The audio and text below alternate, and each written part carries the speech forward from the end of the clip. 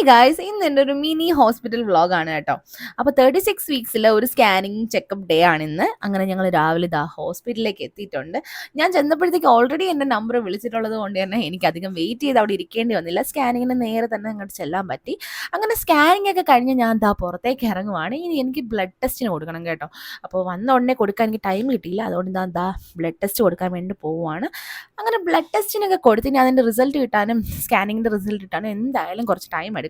അതുവരെ വെയിറ്റ് ചെയ്യേണ്ടി വരും. അപ്പം ഞാൻ വിചാരിച്ചു ഒരു ജ്യൂസൊക്കെ കുടിച്ച് അവിടെ ഇരിക്കുകയാണ്. എന്നത്തെയും പോലെ ഇന്നും നല്ല തിരക്കുണ്ട് കേട്ടോ. അങ്ങനെ ഡോക്ടറിനെ കാണാൻ വെയിറ്റ് ചെയ്തു. ലാസ്റ്റ് ഡോക്ടറിനെ കണ്ടു. ഇപ്പം എൻ്റെ ചെക്കപ്പ് എല്ലാം വീക്ക്ലി ആക്കിയിട്ടുണ്ട് കേട്ടോ. എല്ലാ വീക്സിലും ചെക്കപ്പ് ഉണ്ട്.